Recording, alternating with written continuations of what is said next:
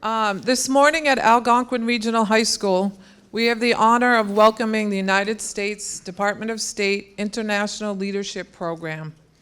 The IVLP that we are welcoming this morning is part of the Edward R. Murrow Program for Journalists. Each member has been selected to participate in this program, and their focus is media responsibility in the age of disinformation. They arrived in Boston on Tuesday night after spending a week in Washington, D.C. and Iowa. While in Boston, they met with Professor Kennedy at Northeastern to discuss technological advancements in media, and then went on to Muck Rock. Muck Rock is a nonprofit collaborative news site that brings together journalists, researchers, activists, and regular citizens to request, analyze, and share government documents, making politics more transparent and democracies more informed. On Thursday, they had a meeting with the Supreme Court Judiciary Committee, the Boston Globe, and Emerson College's journalism department. Their objectives while here in the U.S. are to examine the efforts of federal, state, and local levels to counter dissemination of disinformation, introduce and provide broad exposure to the seriousness of the current threat posed by disinformation and deceptive news, explore ways to verify reliable sources of information, and again, counter misinformation, discuss how social media and new technologies can be utilized to amplify messages, disseminate information, and connect with a target audience. Consider ways to foster a discerning audience of media consumers and focus on approaches to build trust between the media, government, and citizens.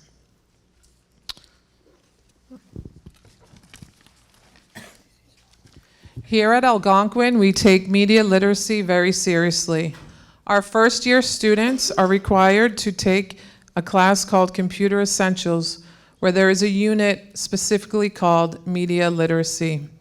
Our students are lucky enough to use a product created by the News Literacy Project called Checkology.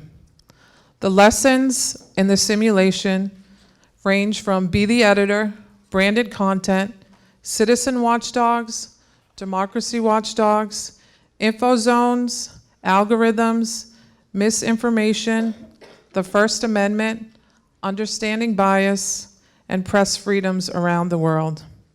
We are delighted this morning that our students have this opportunity to speak with these international journalists. We ask at this time that our guests can introduce themselves, their name, their country, and what publication they work for. Thank you.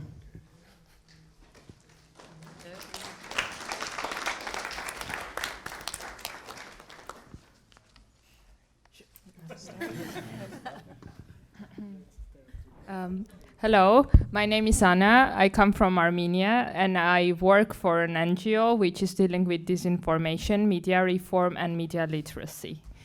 We'll be happy to answer any questions you have. Thank you.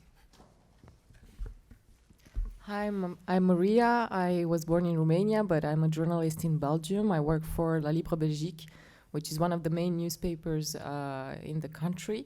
I cover the European Union and also a bit of UX politics, so I had a lot on my plate recently. And I also work for an NGO as a consultant, which is called Lie Detectors, and we train journalists and send them to schools to teach kids or also seniors how to identify fake news and also about journalism ethics and rules and media literacy. Hello everyone, my name is Dalio Sijah and I'm coming from Bosnia and Herzegovina, Sarajevo. I'm working for one non-government organization which is called Why Not? Zašto ne on our language. We are mostly dealing with political fact-checking, so that means that we are fact-check the statements of politicians in our country, so whether are true, not true, are they consistent, not consistent, or are they fulfilling their pre-election promises. And also we developing projects towards media literacy and also fighting disinformation in public space in the Balkans. Also, I'm involved in some projects which are dealing mostly with transparency of government and openness of government, so implementation of one document called Open Government Partnership. And yeah, that's mostly, that's we are doing. Yeah, we are also civil activists.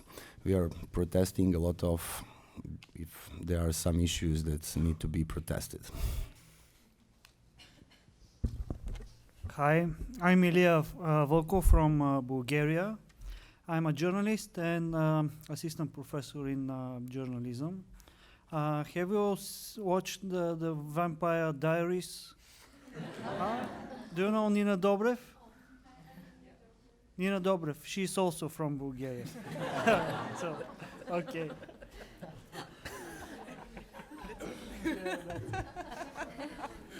This guy is amazing. He's good. He's good.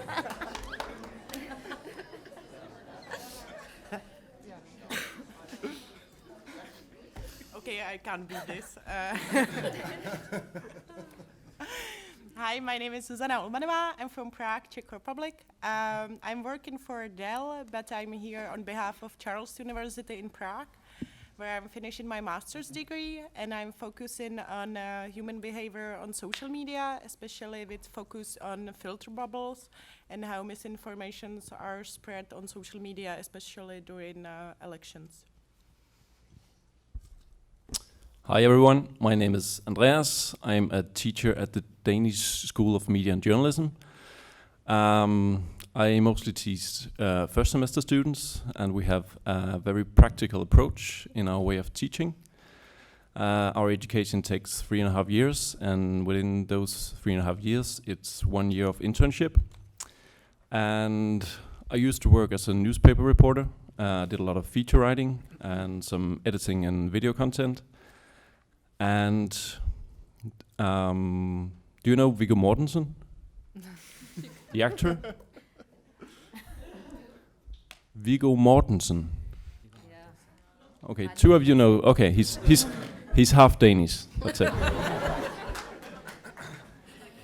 You're from France. Yes, I'm from Paris. What? I'm Estelle from Paris, from France. Yeah, I'm Estelle from Paris, from France, and I work for France Info.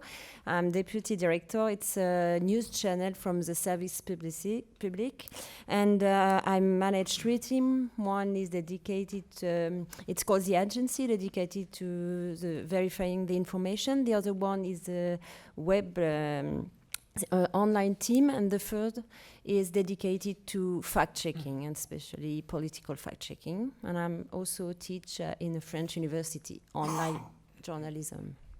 French university called La Sorbonne. I'm Lena from Germany. I'm working at the National Public Radio.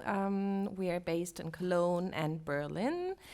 And I'm head of the online and social media team, and also responsible for our podcast content and what else?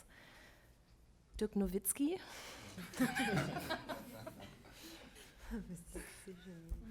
Okay, welcome everyone. My name is Jakub. I'm from Poland, quite exotic country, and I'm running internet portal where I'm playing both roles as editor and a journalist. So we have to deal a lot of stuff like some political coverage. My specialty is transatlantic relations, so everything which joins America and Europe, except exceptional politics and some security issues. So it's quite a fun to be here and talk with you. Hello everyone, my name is Andrej. I work for largest daily in Slovakia as a deputy editor-in-chief. Think about New York Times, but serving a country that is smaller than actual New York. So that's all the fun. And I run a team of about 15 people doing special features and special digital projects such as election coverage for our daily. Good morning, everyone. I am Luis. I'm coming from Madrid, Spain. I write in a daily newspaper covering legal issues, everything happening in the court, and I'm happy to be here with you. Hi everybody, I'm Batuhan from Istanbul, Turkey. And I am the chairman of On Watch Association, also based in Istanbul. And we are dealing with Turkish politicians every day, so we are doing political fact-checking. I'm not so sure if you are interested in politics that much, but I guess you are getting into that. So that's it, I guess. And we're also providing some fact-checking trainings to some university students in all around Turkey. And thank you. Good morning. My name is Baha Melhem. I'm a journalist and presenter in London. I originally come from Palestine in the Middle East. I now work for a TV channel based in London. It's an Arabic language news service. And I do their daily news and programs, and I do get the chance to get assigned to cover stories from the ground. And misinformation is a daily challenge for us, and I'm really looking forward to discuss that with you. Thanks. Hi everybody, good morning. It's nice to be here. It's nice to see so many young people. I hope we'll have a good discussion. I'm Matija. I'm coming from Slovenia.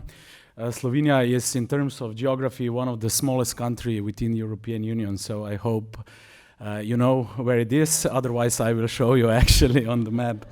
I'm editor-in-chief of Slovenian daily newspaper called Večer. It's in translation, it means the evening, even though it's a serious newspaper. And in the last couple of years, we are dealing especially with digital transformation, how to become more successful in this digital era. I'm actually leading a team of 60 journalists and photo reporters within our newsroom. I'll be more than happy to answer any of your questions.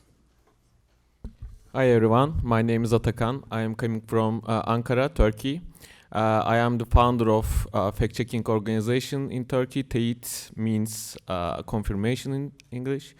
We are checking news and claims and rumors on social media and news organizations, and we are trying to empower users on the internet with some articles and the trainings. Hi, my name is Christina. I came from Hungary, from Budapest. I am a lawyer and a media teacher. I teach at the University of Technology and Economics, and I am active in a Hungarian Media Education Association. And we provide for teachers a special training for against misinformation, and we use Czechology as well. So I am very curious, how do you do that?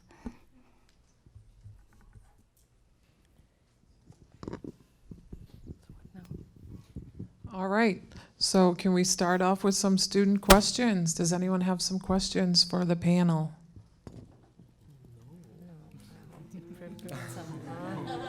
I have a question for students. Who's going to be a journalist here? Perfect. Just two people, okay. If you have a question, come on up to one of the microphones, please.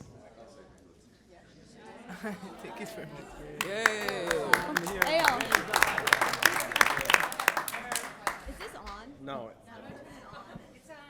It's on? No, it's not. I don't think it is. Yeah, I don't think this one's on. I'm loud enough. So I know in America in journalism. Wait, hold on a second. Just talking to her mic that's right next to her. Yep. So I know in America we've had issues now with fact checking. We used to have large teams, and as the money for journalism's gone away, it's become journalists' responsibilities to fact check their own work, and a lot of them don't have the resources to do it. So I was wondering if that's an issue in any of your countries or any of your newsrooms, and how you fix that or plan to fix that. It's very much an issue because the news cycle, the pace in which we have to produce our news is much shorter. We are under much more pressure to publish quickly and publish shorter stories as they're happening. This combined with economical pressure about collapse of print journalism that has been happening for the last 20 years has put very much pressure on quality of our reporting. The only way we are trying to figure out how to deal with it is to figure out the way for people to actually pay for the news.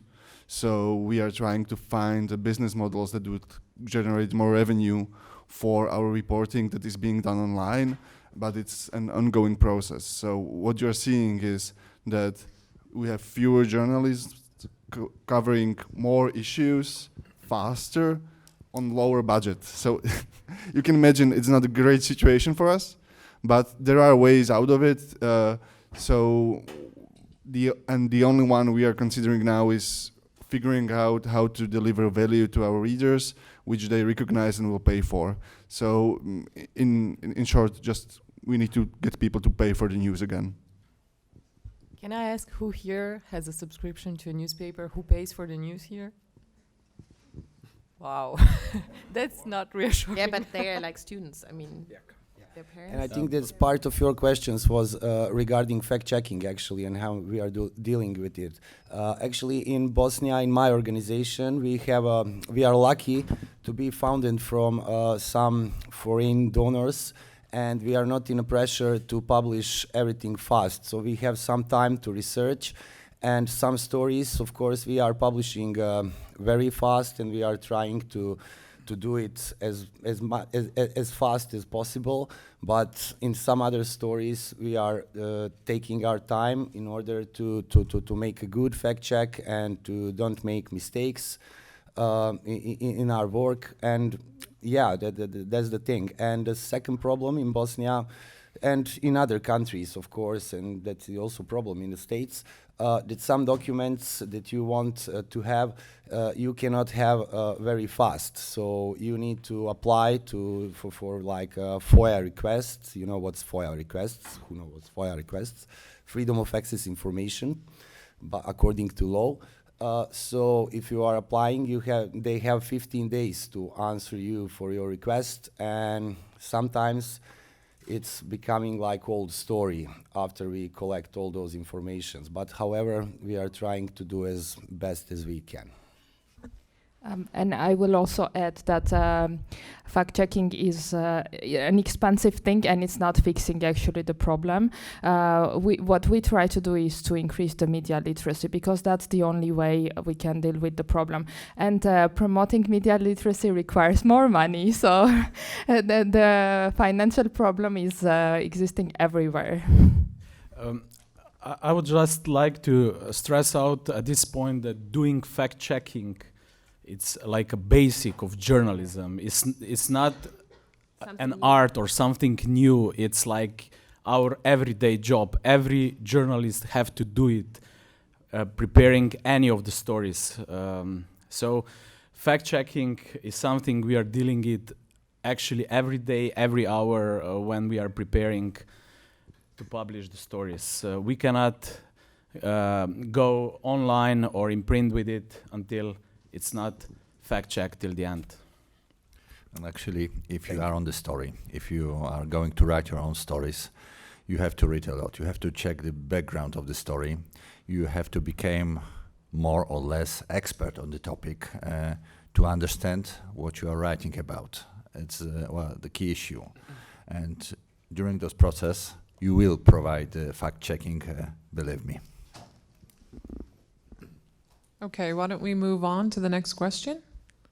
How do you deal with a lying politician, especially when it's someone like the president or the prime minister that's lying straight to the face of the people? I don't know whom you are talking about. Maybe I can start with this one, since I'm coming from Turkey. Okay, our politicians, they just love to talk and talk and talk. I mean, they're on TV channels, they're on social media every day, maybe more than once in a day. And basically, we are doing our job, but we don't call their lies lies. And we're just saying that they're not telling the truth, they're not providing the truth. Their statements are simply false, but never lie, because the word lie can be irritating to some people, especially the supporters of that specific politician or that specific political party. And I think the best thing that we can do is to provide our contents to everybody, not for just a group of, politically affiliated people. And in a country like Turkey, which is highly politically polarized right now, we are all avoiding to, make it worse. So we're not telling that they're lying. I know that. I mean, they're lying, but we're just find some other words and make it only based on the facts. We are also not commenting in our contents. I mean, never. And I guess even the government supporters, even the supporters of our president, I mean, they just get the idea. I mean, they know we are just dealing with the facts and we are providing the facts and our contents are objective, and that's why I think we are doing a good job in Turkey, at least so far. It's been 6 years right now, and so far we haven't seen any kind of legal issues, which is nice for us. I mean, because it's not that easy to, make it smooth like that in Turkey.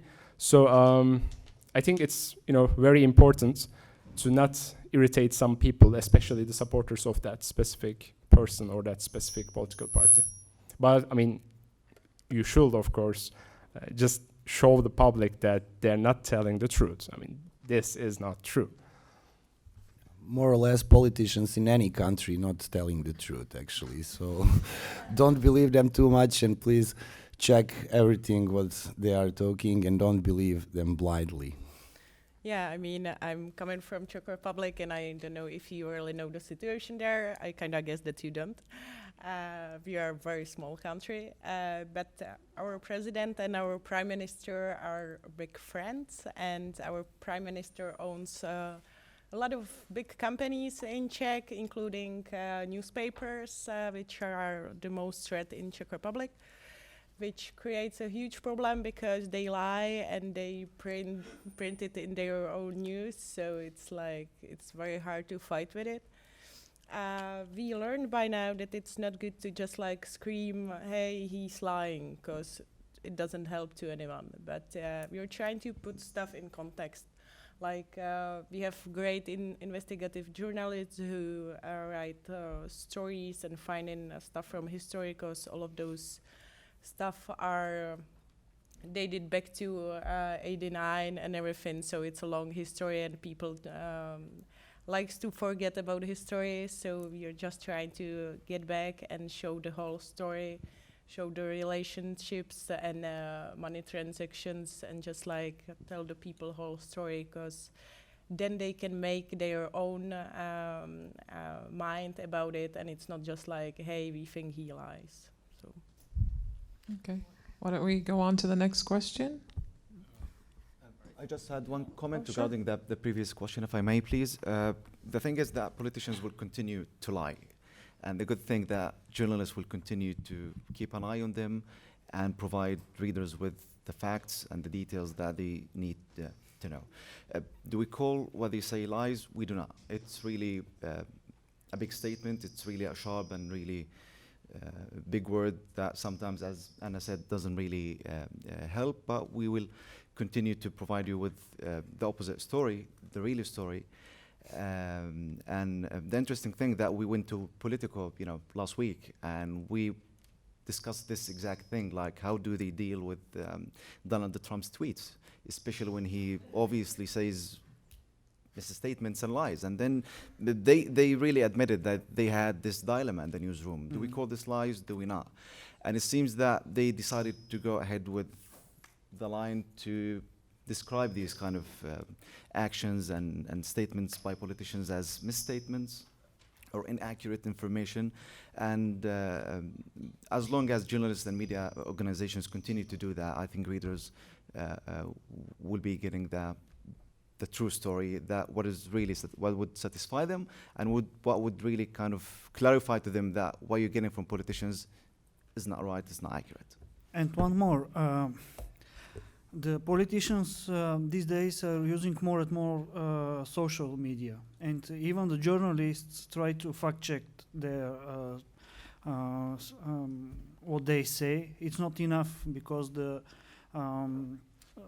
those who use the social media must also make fact check of the politicians, because if you as a journalist try to make comment on this political speech, it would not be enough, because the politicians don't care about the opinion in media. There's also this dilemma that we had at the beginning after Trump was elected, because like, do you cover every tweet he does? Because some people might not even hear about it if you don't cover it as a newspaper. So, and he does this a lot, and he lies a lot because it's also a way to occupy the media space. So you as a journalist, do you have to play this game? Do you have to cover every tweet he does? Do you have to every time wake up and say, oh, Donald Trump said this, but it's not true? So it's also a balance between, okay, he's the president of the United States, and you have to fight disinformation, you have to tell the truth to people and say, okay, this is not true.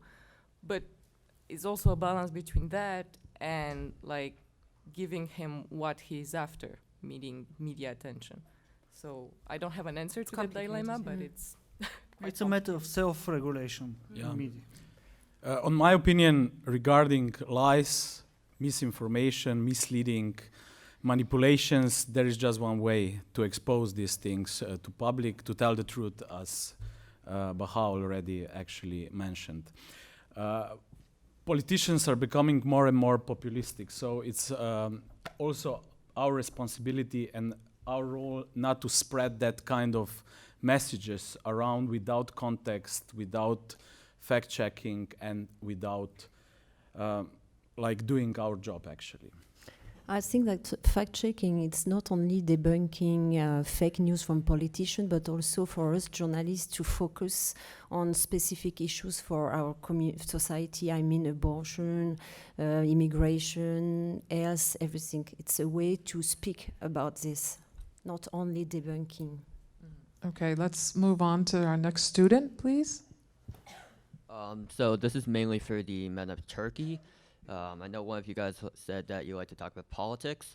So my question is, do you think that the recognition of the Armenian genocide by the U.S. House of Representatives will deteriorate U.S.-Turkey relations, or is it simply just a symbol of our relations deteriorating? And if so, how will it? Would you like to start? Of course he wouldn't like to start. I'm not so sure that if we still have a solid relationship, but I mean, of course we are doing business, and some of it's like military cooperations and stuff. I'm sure that US and Turkey relations will be just fine, no matter what, no matter, it doesn't matter, which decision that the House is taking against Turkey. Even if they go after the president and check his,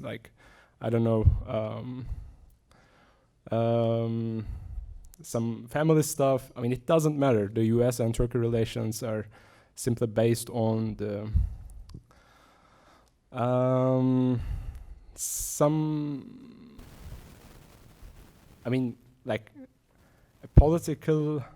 there is a huge political relations that Turkey and also the US can't, deny. We're just bounded somehow, especially right after the 50s.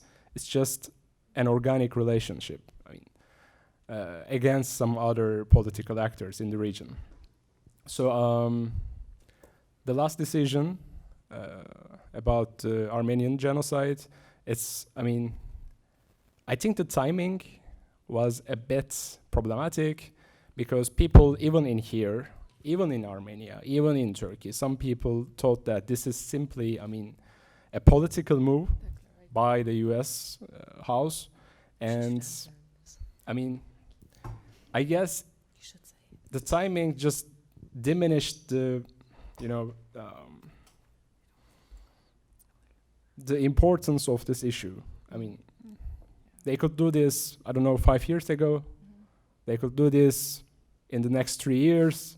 But when you do it right now, and people just, I guess, saw it as a simply basic political move against the Turkey's, let's say, Syria offensive. So, I mean, I'm not so sure that this will affect anything. I mean, since Turkey hadn't even replied. I mean, Turkey was fighting against this decision for years, like let's say 15 or 20 years, and Turkey just always was successful to prevent it.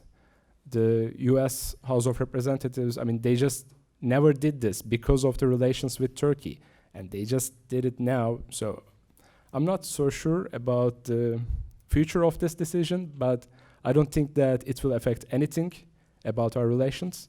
So, I mean, we will see what will happen, but I don't think that it's a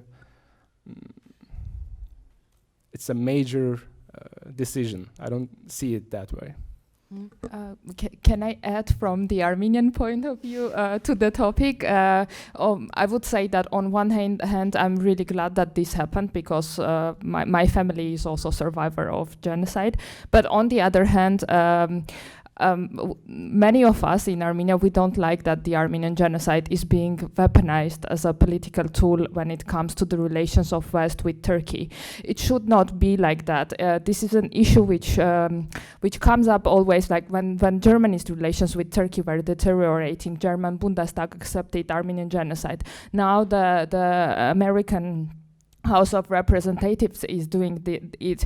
I feel like it's a bit offensive for us because it should not be like that. You either accept that it happened and move on, or you don't accept it and you don't use it as a political tool when you need to slap Turkey for any reason. So I believe that overall it's not a good sign. It's not. I mean, it's an issue with two sides. On one hand, it's good that this happened because it raised awareness among American society about the issue. But on the other hand, it's not good that it's happening in the context of Turkish-American relations, not as a matter of fact. So Batuhan is right. It's just declarative politics. Let's say it like that. It's not real politics. Okay. Do we have another question from another student, please? How often is it that American fake news or fake media and stuff reaches your countries, and with that, how much does it affect them? Well, can I add something? Yeah, very much actually, especially anti-vaccine misinformations and some other misinformations are floating from country to country very easily. You know, they are converted from one language to another language. People are reading all those fake news sites all over the world, and they are easily transferred to social media. So, answer is yes. They are so much in our media space. If I talk about Balkans, for example, but I think that I'm pretty sure that it's in any other country. Sorry.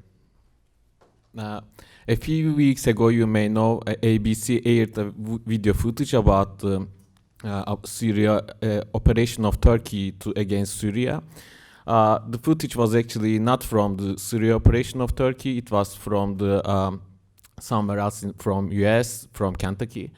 So the video was actually shared by a former mayor of Ankara. And the journalists from ABC didn't verify the news and video footage, and they just gave it to the screens. So before your questions, you asked the questions, I think that journalists in the TV channels or newspapers, wherever they are, should be prepared for the fake news coming from social media, and they should check and they should verify every footage if they want to hear that, whatever they who shared that news. So yes, you are right. Fact checking is something every journalist should do, but the relationship between information and us is getting more sophisticated, and we should be prepared for that. And also journalists actually should be prepared for that. I would like to add that in Germany, which has a kind of strong public media system and some good quality papers, this kind of American disinformation is very popular under some populist right-wing movements, actually. They share a lot of this Breitbart stuff, and this is conspiracy theories. It's not the mainstream. Luckily, it's really not where you have, it's good, but there's like this, you can see that it's populist or like anti-vaccination. You don't find like so many German sources about it, so they look in the US in a way. I So think yes, it's the a same in problem. France. Yeah, France and Germany maybe coming like from right, extreme left, but not on the politicians. Not in the mainstream, but like on the more extreme wings. It doesn't really matter if it's like from US or any other country, because you have to realize that a lot of fake news stuff are pictures or videos or something like that, and it's very easy to tamper with it. So you doesn't really need to translate anything, and even if you do, a lot of people just use like Google Translate or something like that, because it's so easy right now. And social media and internet doesn't have boundaries, so it's so easy because I mean, you're not closed as we did before. So it's just like people meet each other in groups or whatever, connect each other, and it's spreading so fast. When you like look at some social media analysis how news are spread, it's wonderful and terrible at one moment, and you get so many fake news a day. Depends on which group you are and what interests you have. That it's almost impossible. You don't have to share only. Sorry. Just one more comment. There is a difference between being targeted by organized fake news campaigns and getting fake news. For example, what we get from US is fake news that is being economically supported in US. Sites like Natural News or climate change skeptic sites live in the US and exist because US is rich market and is able to support those views. Those views are then, as Susanna said, easily exported overseas. But those exist here organically because you have misinformation problem, same as everyone else, but you are exporting it like as a side effect. Then in Eastern Europe, you have targeted misinformation, mostly done by other actors. We have seen some proof that some of it is coming from Russia, and we are being advertisement. And we are being targeted by organized news outlets that are spreading very deliberate misinformation into our area. That is, but that's not what we are seeing from the US. US is supporting economically misinformation, but not targeting us specifically. If may I, let me add one thing which my colleague just mentioned. In Poland, we have more and more US troops right now, which are deploying as, hopefully permanent presence. We've got ARHS offshore installation, which is now almost running on the Polish shore. And yes, we are targeted by the third party with fake news concerning US issues, US military and US politics issues. But once again, let me emphasize it. It's not fake news which is American fake news. It's made by the third parties for sure, but concerning US. And as my colleague mentioned, sometimes there's some backfire effect of the fake news created in the US. And of course, in Poland, we do the issues of the vaccination problem. Maybe less about the climate change because we've got our huge environmental problems which we have to deal, so we believe that's a serious issue. But yeah, we've got really problems with the vaccination issue for sure. I just wanted to add that you don't have to share only some weird, mysterious website like Breitbart to share American fake news. You can just share a tweet from Donald Trump. Yeah. And that's enough, you know? I mean, I had it with migration. I cover migration. And when the President of the United States says that all migrants are rapists and criminals, well, it also echoes with some Europeans that believe this, and they're like, oh, well, he said it, why shouldn't I believe it? Because he's, you know, the most powerful man in the world. And it's also with climate change. I mean, yes, you have, Donald Trump doesn't seem to believe in climate change, and it's also a conspiracy theory that he's actually sharing and making bigger in the world. Okay, let's move on to the next student question, please. Hello. My question is, what's the hardest part about gathering or investigating information for a story or article? The hardest part is to get information from officials normally. But then there is, most of our countries, we have freedom of information law, which is helping us. But then there is also another type of difficulty, which comes nowadays related to other media outlets, because often even the most reliable media outlets, they might become the victim of disinformation, as the video mentioned by my colleague. But it's really hard to fact check your partners whom you are trusting usually.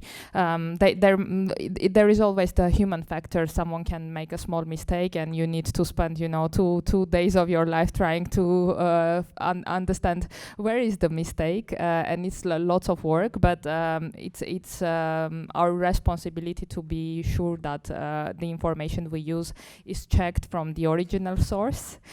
Usually checking the original source helps a lot when you are referring to another media outlet. But there are ways to deal with that. It's not that difficult if you have the skills of digging the information.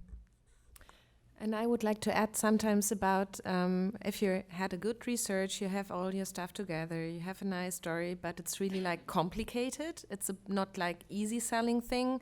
How to get the impact? I mean, how do you sell this? How is it going to reach the, because it's not all about, like, for instance, I'm working at the public radio, it's not about numbers, but still it's very important that people get to it. So it's about how to make a complicated thing attractive in a way that people actually find it. That's also hard. I agree completely with Lena. Storytelling that everybody is going to understand the story is one of actually sometimes the most difficult parts in our job, because it's a purpose of everything in journalism that you reach the people and they will understand the story, the meaning of the story, I guess.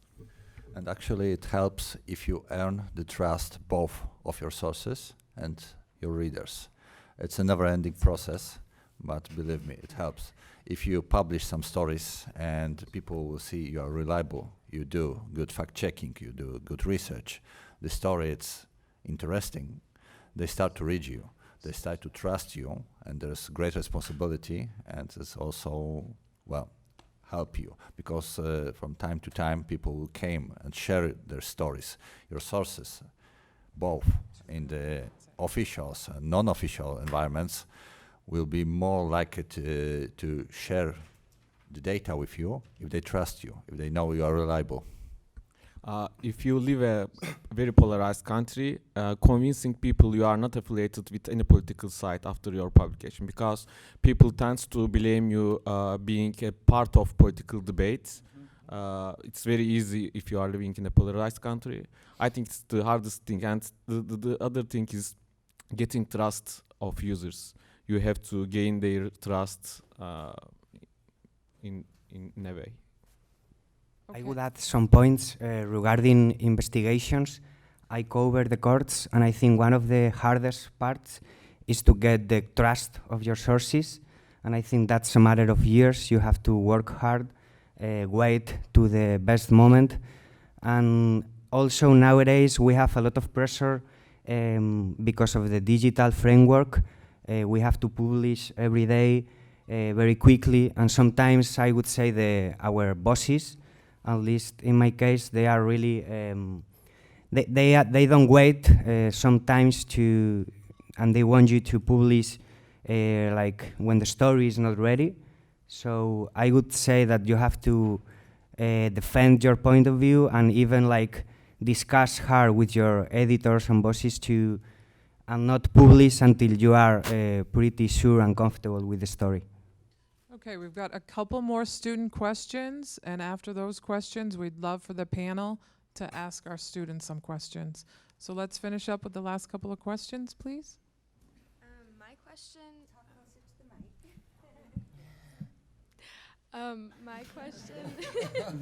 My question is, what is it like working with so many other journalists from different countries that have different perceptions of the world than you? The best. You mean like us as a group? Very good question. Just all of you. Because normally we don't work like, but actually it's so nice to meet Europe and the US. It's really. We usually, a panel like this, it would be very hard to assemble in Europe. So most of us, I think, met for the first time someone. I haven't seen a Turkish fact checker before. I like, same as you. But I knew they. A rare species. Yes. And they are very nice. But what you get is. What you get is the semblance that we all are facing very similar problems. Yeah. And what you get from the discussions we've had, even here in the US, is that we are all trying to find some solutions. And I get some ideas, okay, we should try this, this, and this. And what helps you is, with my talks, for example, with Lina, the German publications are much better off than, for example, Slovak publications or Hungarian publications. But there are ways for us to find, okay, this is a common problem, this is shared problem, and once you find out, okay, this is not a question of resources, it is a question of decisions or of the entire public sentiment. So now I can cross off, okay, this is not a problem of Slovakia being special snowflake, this is everywhere. So that improves my decision making when I try to analyze our problems and our issues. That's the most important thing for me. I would also add that teamwork works everywhere, and in journalism it works particularly because especially for those of us who work in countries which are not that democratic, having strong linkages with journalists from other countries is also a matter of security, because there are international organizations which are helping you out. The more publicity you get if you are arrested, for instance, the better it is for you, because there is external pressure on your country to release you from jail. And also we work in a field which is very much full of crazy difficulties, and in order to deal with that we need some kind of experience sharing, and usually sharing experience with people who work in different countries in the same field is bringing amazing ideas. So I would say that the last 2 weeks were very inspiring, and we got lots of new energy and new ideas to bring back home with us. Yes. Okay. Yeah, I mean, something too. Well, working with different people from different parts of the world is always exciting and rewarding, and this is the case with this amazing group. But also back in London, I do work in a really diverse newsroom where we do have journalists from so many countries that they come from so many different backgrounds and they speak so many languages. And we also do have about 30 offices all over the globe. And that means that all this thing, it really enriches our outcome. It really deepens our understanding of things, and most importantly, it does give us a huge access to so many areas and aspects and topics and people in power and some stories on the ground. So when you have this diversity, it's really a good thing on the understanding side. It's also a good thing on the access side of doing your journalism. I mean, coming from Czech and working in social especially, you see a lot of very bad stuff, and you feel often very desperate and alone in it. And it's like, hey, am I the only one? Like, are we so bad in Czech Republic, and is it better in other countries? And after discussions with all of those people I've met here, I'm like, hey, at least we are not alone in it, you know.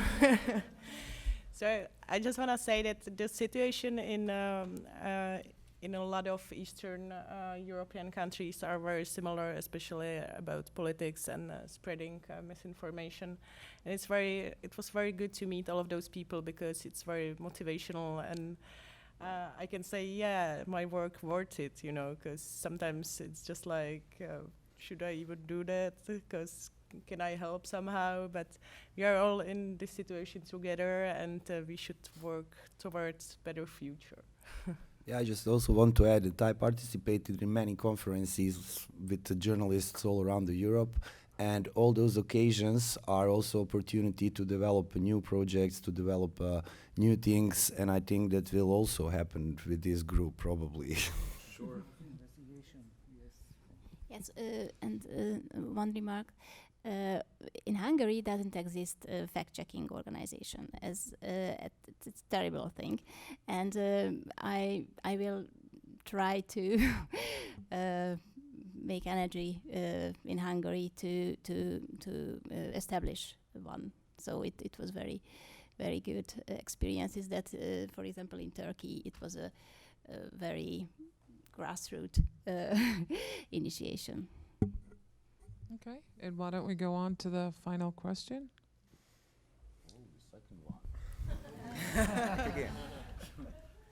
So this is a common U.S. issue, but I want to see a outsider's point of view on this issue. What do you believe? Do you have any comments on the relationship between gun control and gun violence in the U.S.? This is the point, honestly, where we don't get it. I'm coming from country which survived the war recently in beginning of 90s, and I hate arms, I hate guns, I hate everything regarding this, and I'm totally against it. In Bulgaria we have very restricted laws, and not everyone can buy and own a gun, especially to buy it in a supermarket or yeah, this is awful. Here you have a promotion, buy 2 milks and 1 pistol. This will never happen in Bulgaria, and especially in Europe, where the laws are more restricted. Very strict, yeah. And Yeah. less Very people strict, die yeah. because of guns, you know? This is Yeah. like our point. We don't have massive attack, for example. It's a cultural difference, this whole amendment discussion, we don't have it, so, and also the history, our histories are different, but for this is one issue where I think none of us really It's not in our doesn't get it in constitution. a way, you know? Like, It's a very weird thing, because every time I have to cover a shooting that happened in the US, we every time show the data, you know, like this is how many shootings have happened in the US this year, and when you compare it to the rest of the world, especially like with Western European countries, for instance, or Canada, or like countries where there's no war, like you realize that it's a huge difference, and that, you know, it happens way more in the US than in any other country. But when you look at the debate in the US, no one seems to see that, or if someone students do, sees that, people will say, "Oh, but it's not people, it's not guns, it's people." Okay, but people with guns, right? I mean, but we saw, you know, like when there were those protests, there was a lot of coverage about it, and people were really like, it was a little biased in Europe, I would say. They were very much supportive of this, and a lot of people were like, seeing young people especially. That would be interesting how you discuss it here at the school. I don't know. Yeah. I don't know about gun laws. Sorry, it's my voice. 2 weeks of talking, Jean. The media coverage about the protests from students and high school was a lot of it in Germany at least, and I think everywhere. It was really big, and this would be maybe a question to you, how you discuss it here at school. I don't know if that would be interesting for us. Actually, let me add something, because we have many interesting discussion in Poland about right to access to have guns. In Poland, it was restricted since Second World War. Stop me if I start talking too long. But situation right now is that we have to fulfill certain restriction to have right to buy a gun. It affects that there's no many gun owners in Poland. I'm one of those. Sorry, guys. But we have to fulfill many things. We have to be screened by the police. We have to be checked by the doctor, including psychiatric check. So that's a high level which you have to reach to acquire a gun permit. Guns are quite expensive, so there's a small community which is quite responsible in Poland right now. Of course, there are some voices to provide free access to buying guns, like constitutional law right, but actually we are against it. We believe that screening before buying guns to fulfill minimum procedure will help to prevent those issues. Of course, there are some problems like some attacks in Europe, in Poland, but it's usually it's affected by the people which has illegal guns. Yeah, that's true. So no law can affect it. It's unfortunately a role of law enforcement to eradicate illegal guns from the market. It's very difficult, especially there's a lot of gun smuggling in Europe, especially in our part of Europe. So that's an issue. I don't know, I think in the United States, which is much way easier to get legally to buy a gun, most of shootings is made by the guns which are legally bought. I know there's discussion between guns pro gunners and people against, but my point is that there should be at least minimum level of screening people which would like to buy a gun. Yeah, exactly. I don't think it's like pro and anti-gun, because, for example, in Czech, you can own a gun and there's no problem in it. I mean, I'm going to shooting range once in a month, but you need to get the license before. And it's not so easy to get it. So at least you have some check of the person before he can like legally own the gun. And I mean, when the Parkland happened here, I really thought that it's gonna change something, that because you students were so angry and there were so many talks and discussions about it. And I was so naive that I thought that it's gonna change something, that you at least get some like pre-screening or licenses as we do, because I think it solves actually a lot of things about this, because I don't want to say that guns are all bad or guns are all good. I don't think that's the discussions. The discussion is that it's not okay to buy a gun in a supermarket while you buy your food for a weekend. You know, that's the discussion.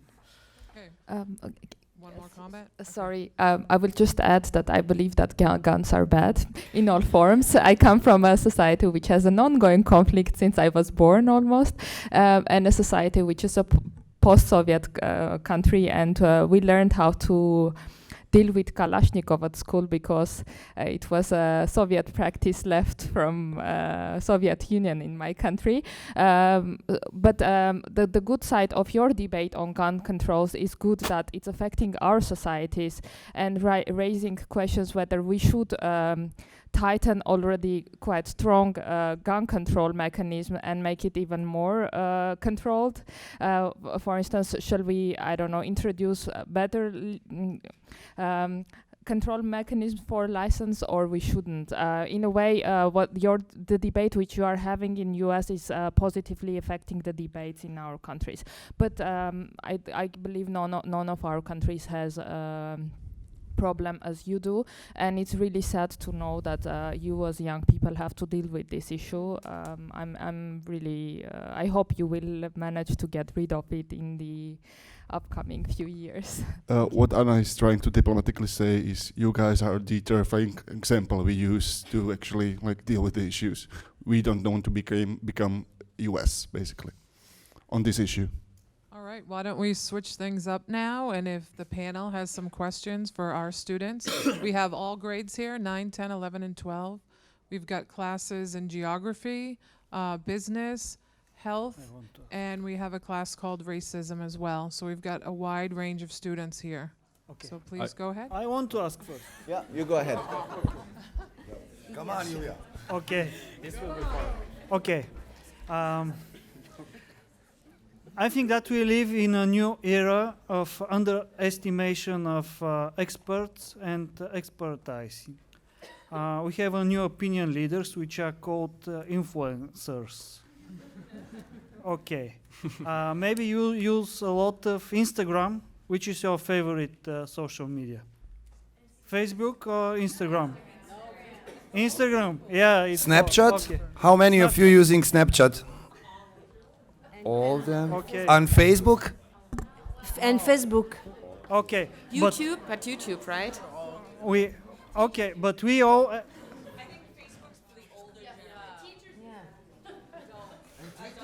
Okay. So, how many of you have been using a social media today? Okay. How many of you using social media like half an hour before?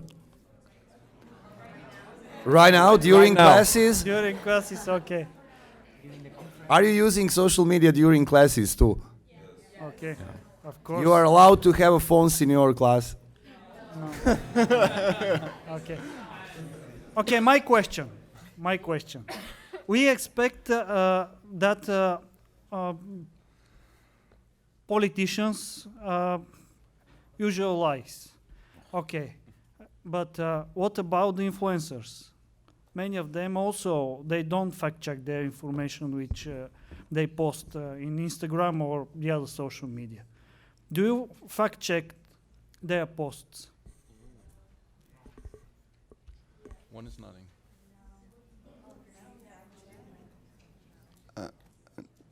Anybody want to come up to the mic and share their answer? Please come in. Come on. Sure. So a lot of times if influencers are posting something online that they want people to do, it's usually an ad and they are trying to get people to buy things. And a common one is like hair vitamins. If you guys know that. Okay. So at least for me, I fact check it because I wouldn't go spending so much money to go support these people that are already millionaires and these random companies that clearly have enough money to pay things. So that's the only thing that they post to try to really influence people, is just they try to get people to buy stuff. And how do we fact check? I look up the company website, or usually I don't buy things, or I like research the ingredients and find out what is actually in the things, or look up other reviews by people who are not being paid by the company to say that it is good.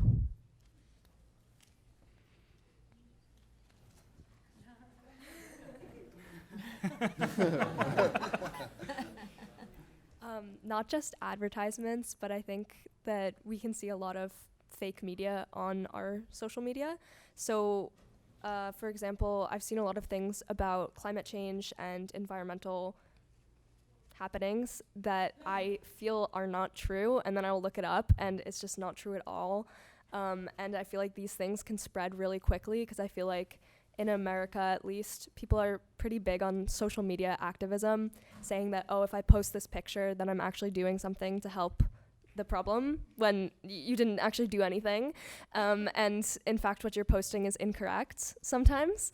So I think specifically for that, that is something that I will definitely check a lot, especially if, like, I'll see a lot of people posting the same thing, and if I see it multiple times, I might actually look it up, because if it's true, it's important to know, but I don't at all trust things that I just see on Instagram or the like at all. Good. Okay. Good answer. I've got a question for you. Which activities the social media engages you the most? Come on up to the mic if you've got an answer. Which social media influences you the most? Is that the question? Which activities in the social media engage you the most? Posting, watching short movies, putting pictures on the Instagram?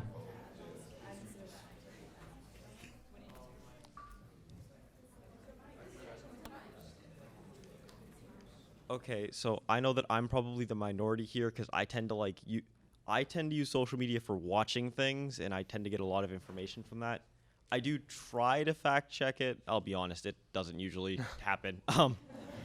But like, generally, I feel like most people watch things 'cause it's the fastest way to get as much content and information, whatever you want to find, as quickly as you can, and you don't need to like read a 300-page article or try to siphon through 50,000 texts. So. How do you guys decide who do you trust, especially on social media? Because who is trustworthy? Does it even play into your decision of who you will follow? Is a trust a thing you are even looking for when you are screening your follows and people you are following? And how do you have a intentional process of filtering, okay, this is a trustworthy person, or is it like somewhere down there, and if it's fun, it's more important? Who wants to share?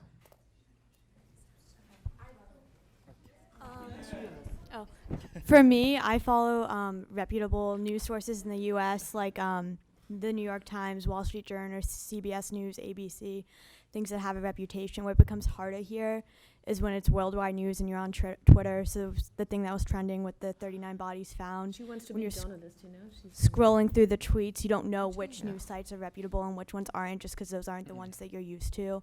So then that requires more fact checking, which I would typically just go online and I type in the handle name and see like who the source is, if it's right wing, left wing, because you know the biases of U.S. news. You don't know it when you're going outside. So it's how much research you want to do. For me, I'll be honest, I don't fact check. Well, like for example, something I don't trust, I just want to use the environment as an example. When a teenage girl posts like save the turtles because of this, and this, I'm not really like reading into that because she's 16. Like, I don't know. But I think I just trust the company. If I'm hearing it from the company itself, I trust it. I don't know if that's a good thing or bad thing, but like I said, I don't really fact check. That's probably a flaw in myself, but. It depends on the company.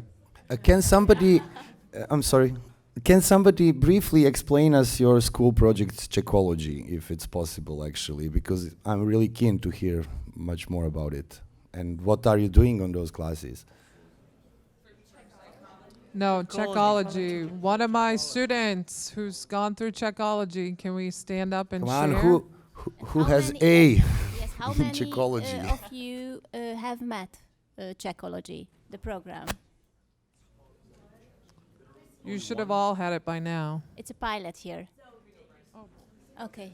So I guess I'm gonna be probably the spokesperson for half the school today, but all of us have, if we've been through at least half of our freshman year, we've used Czechology because it's a requirement, and we all probably had to. I don't know if like it was a recent thing because I heard some whispers of we didn't use it. So yeah, so it might have been stated in the last 3 years, but like. We've used Czechology. It's generally in Computer Essentials, and I remember using it for like every unit where there was research or information which we had to do. But like, how does it work? What is it? Okay. Oh, geez. Is it platform, application, news? Katya or Rebecca, do you guys wanna? You are in it right now. You wanna stand up, please? Come on, don't be shy.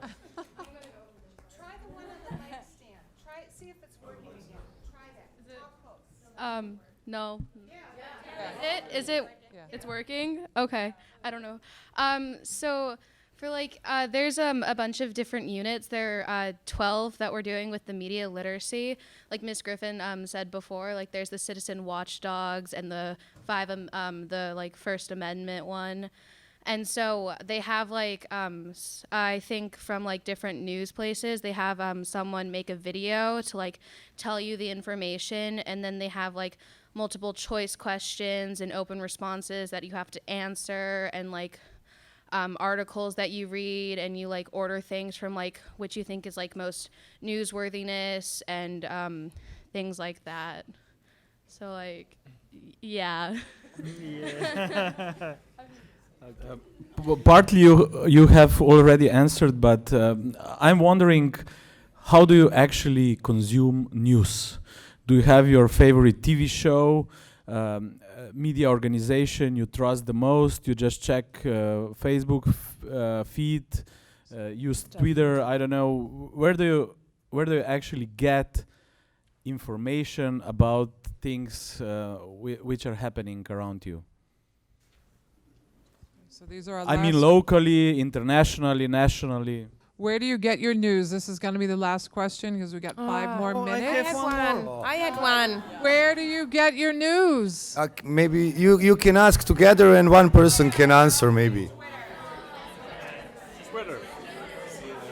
Social media? Is social media? Anybody? Social media, I would say. Social media. Me too. They're answering right now. Okay. Twitter? It's Twitter? So, No? Where? no news freaks here. Anybody read a news site? Okay. Okay.